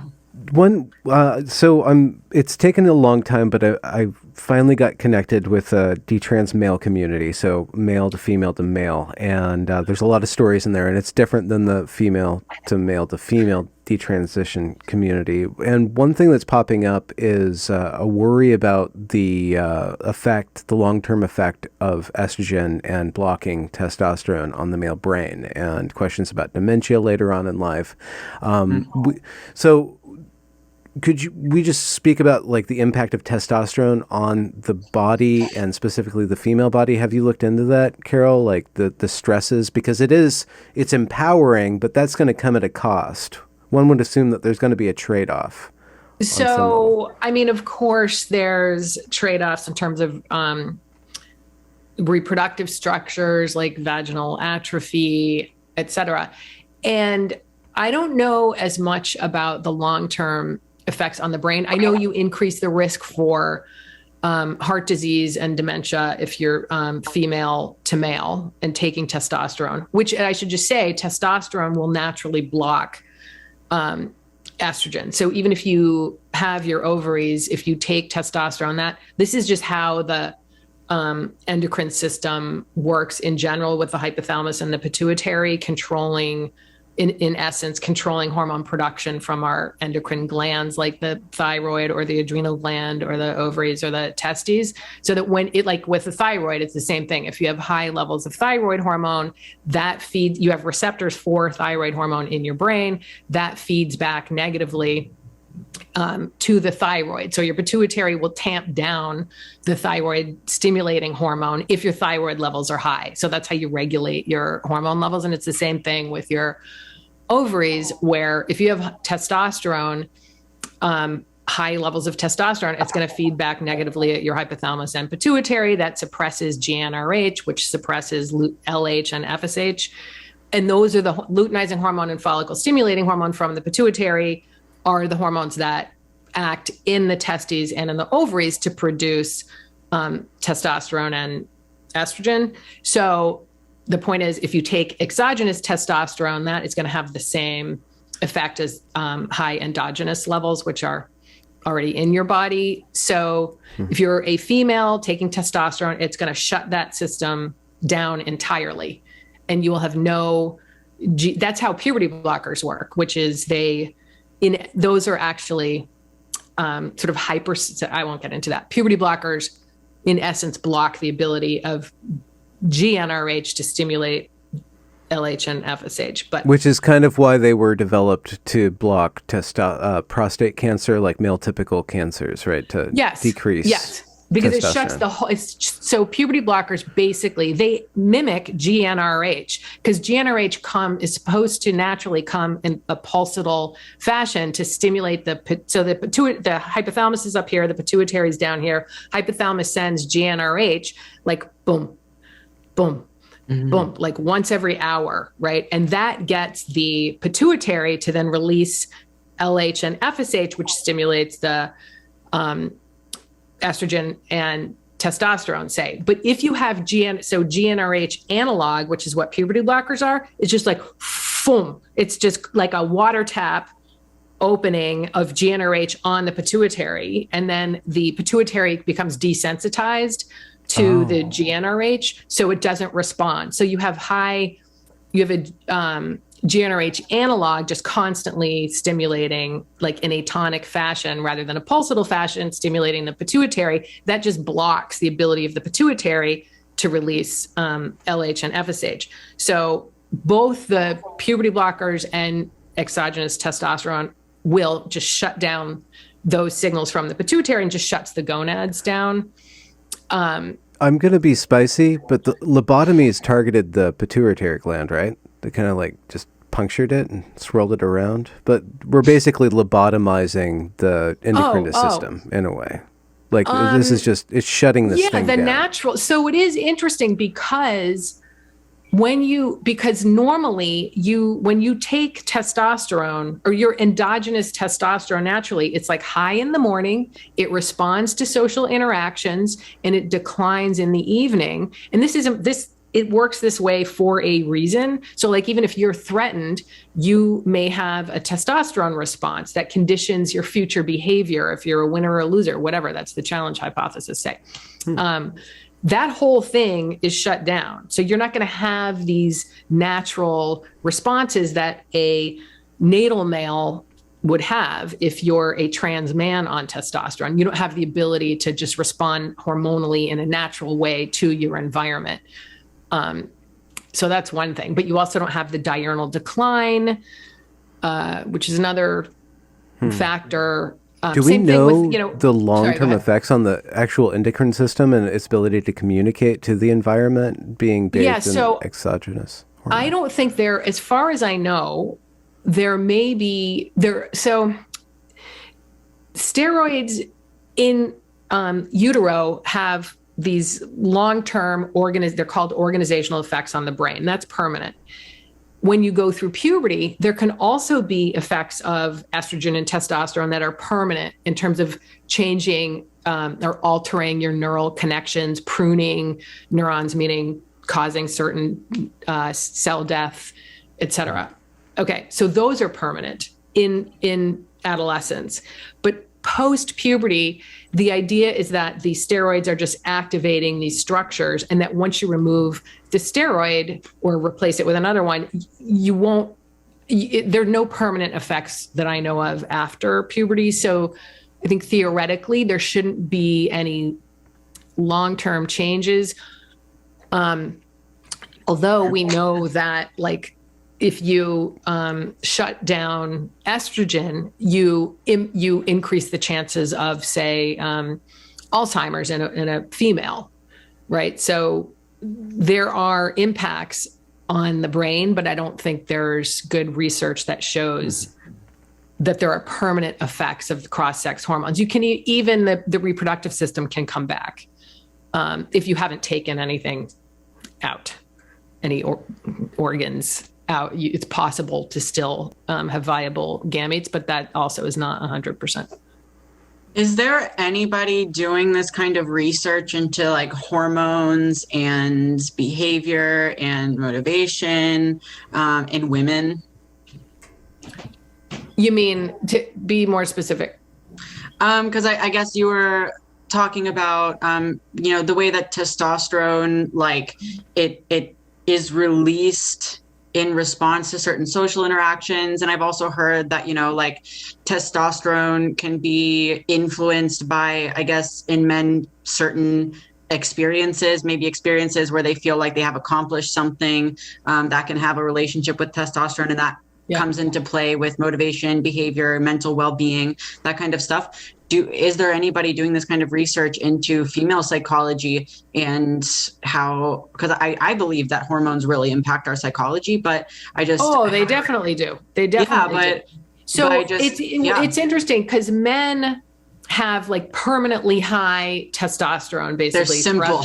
It is simple. It's much simpler in that, you know, they'll have andropause, like they'll have a decline over their lifetime, but for their entire adult life, they are just have a lot of testosterone. Whereas we have these very complicated cyclical changes. I mean, there's lots of research on like comparing women on the pill to women off the pill. So natural cycles to like no cycles, essentially. And there are some differences, but this research is kind of controversial because there's not a lot of agreement across studies. There's the one finding I think that's more robust is increase in sexual desire around ovulation. But there's this idea that you might be attracted to more masculine men around ovulation because you want their genes, and you're attracted to the nicer guy with the more feminine face outside of ovulation. That's sort of come under increased scrutiny lately. But there is a lot of research, which I don't think is the motivation for this doesn't make sense to me. I mean, it might have at one time, but there's a lot of research on testosterone changes in women where researchers are looking for the same kinds of changes that we see in men in terms of competitiveness and social situations and aggression. I think that's barking up the wrong tree. We don't have a lot of testosterone. It's extremely difficult to measure, and it's not adaptive for us to have the same kinds of responses as men do. So there's a lot of that research, but there's not as much on estrogen and things like motivation. And if it is there, I think hasn't come up with much because it's just these natural cycle changes, and there's so much else that co-varies with those changes that it's hard to kind of disentangle. Whereas with men, we can just see like if you see an attractive woman, and then your testosterone might go up because you're going to start competing with another man and showing off. And that's James Roney does that work. That's fairly robust. So yeah, I think it's in a way easier to do that research on men. And it's so interesting in men, but I want to understand women too, because I mean, like, I want to understand. But it doesn't work. Yeah, estrogen isn't responsive, as far as I can tell. Does not in the respond. same way. Yeah, we just don't have that same kind of a system. But just anecdotally, you know, you have these different areas. You have these different periods of the menstrual cycle where women kind of, in similar ways, usually report similar phenomena in their emotional lives and motivation and all this kind of stuff. And growing up, I had just no idea of that. And I was really confused, especially in puberty. Like, I think that's such a confusing period. And no pun intended. I think that it would be better for especially young women to kind of understand how these hormonal cycles really come into play, because I do think that they just have like a major effect on. No, they do, especially on depression and anxiety. That's a huge. So there is a lot of research on that, and there's a lot of research into menopause also and what the change, but it's just not enough. You know, isn't there some research that shows that female violent offenders were more likely to be in the 4 days preceding the beginning of their period? Isn't there something like that? Somebody told me about that. That would be in the luteal phase. Then that would mean that you've got high progesterone. But you have like the PMS symptoms, because, you know, sometimes PMS can make you feel a little crazy. Oh, I see what you're saying. Yes. And I used to have really severe depression and then on a cyclical basis. And then I had my menstrual migraines. So there's really profound changes. I didn't know about check that. Out. Maybe you can look into it and see if there's anything to this research, because I don't know how to read research well, so I don't really trust any of the research I see, because it's, you know, I don't trust it either. Yeah, right. But maybe, I could ask who told me about that and maybe send that to you and see. No, it does sound familiar. I'm going to go look into that. Okay. because I would believe it because Yeah, I would sometimes when PMS hits, it's like, that's why I said testosterone felt like PMS every day, but instead of crying, I wanted to punch things. That's the chaos say that I felt. that premenstrual period, they feel released from their inhibitions, that they feel now they can express that anger or rage or whatever it is, that it feels like you're given kind of license. Yeah. I kind of take it as like, I'm checking in with the part of me that wants to give me the worst case scenario for everything, because that's kind of like when I'm PMSing, like I just anxiety through the roof, it's like everything is the worst case scenario. So it's like I kind of use that as an opportunity to really think through, like, okay, so if this really did all crash and burn and die, like how would I respond? So there's a way to use it to your advantage, I think. I'm gonna start charting your tweet cycles to see where you are in your menstrual cycle by how doomer you are online. But there's a correlation. Or how much I fight with people, because that's something that I've really had to like it's I went through kind of a period of just being more angry about stuff, and then whenever I would PMS, I would just like come out at people on Twitter. Really? So testosterone also goes up, like estrogen and testosterone go up around ovulation. So that's why it's so hard to know what is due to what. True. And also there's the behavioral effect of having your period and how that changes things, or having the symptoms, physical symptoms that are premenstrual symptoms. So yeah, but there's definitely big psychological changes and a lot going on in menopause that we don't know a lot about too. Yeah. So interesting. Carole, I know you need to go pick up Spawn. But this has been a fascinating conversation. We covered everything from hentai yaoi porn to is that what it is? Menstrual murders. Hentai, that's the word for like anime porn, and yaoi is the word for gay male anime, and then yuri is that's the what word I saw. for Yaoi, lesbian. Yeah. Okay. What's the lesbian one? Yuri. And Yuri is geared towards men. Lesbians watch. No, men watch the lesbian. Men watch Yuri. Yeah. Gay men? No.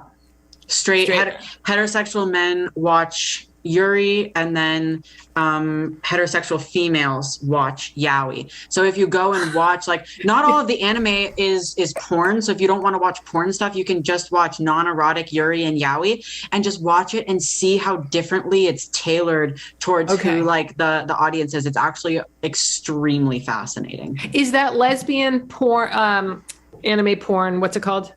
Yuri. Is Yuri for young men, like adolescents, or regular married guys, say?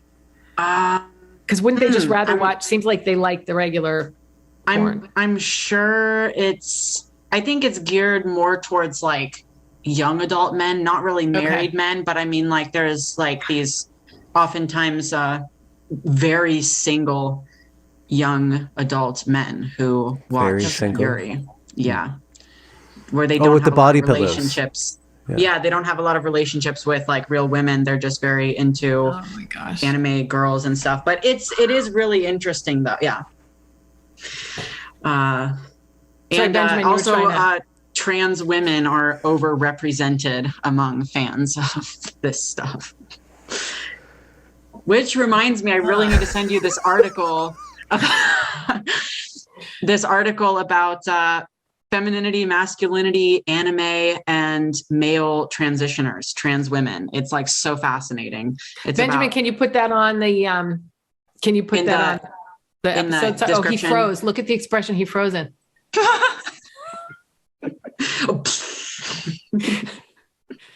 You're frozen in the funniest expression, Benjamin. We can't even hear you. That's funny. It's his internet. The men did not fix it. Right. But yeah, I'll send him and you that article, because it's just like one of my favorite articles ever, and it's so interesting. Great.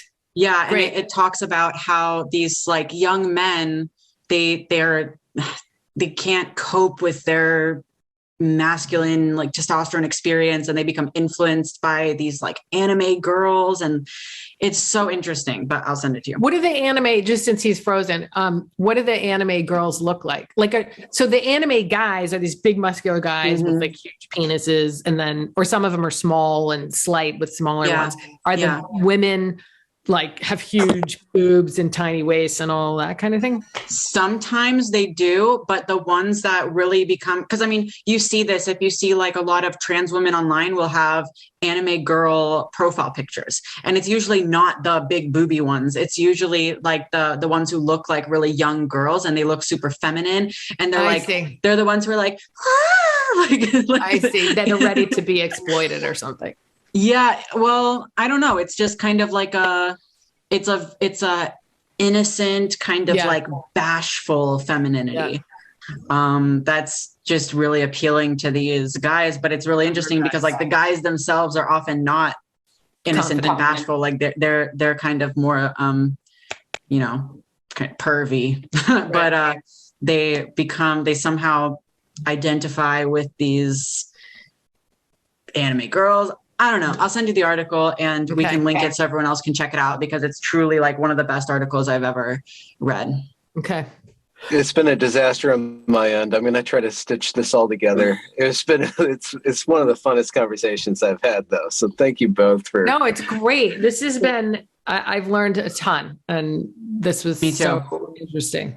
Me too. And it's like, this is just, I think, one of the most important topics. Like I was saying earlier, the relationship between men and women is so confused in our societal understanding of men and women and what motivates us, and how men and women thrive in different ways often is so disconnected. And I think we need to have more of these conversations and just like face the reality that we're different, and that doesn't have to be a bad thing. But I will say that there needs to be more research and more attempt to understand women, because I think that there's a lot of that. I just have to say, women are so hard to study because it is hard to deal with. I mean, I've been working on this for 20 years now, and I'm not getting any no results. 35. Actually. No, we do. The cycle is really complicated, and you got to control for all these factors. So people just say, okay, I'm just going to study guys. I mean, but there are people studying women. It's just tough. Maybe it's almost like the medical research model is almost a very male thing, and you can't really apply male logic sometimes to women. I think women, and I mean, this is going to sound so sexist, but I think sometimes women, like, we behave and we can be explained in ways that are not entirely rational. And there's more of like that's why we have literature. Yeah, that's true.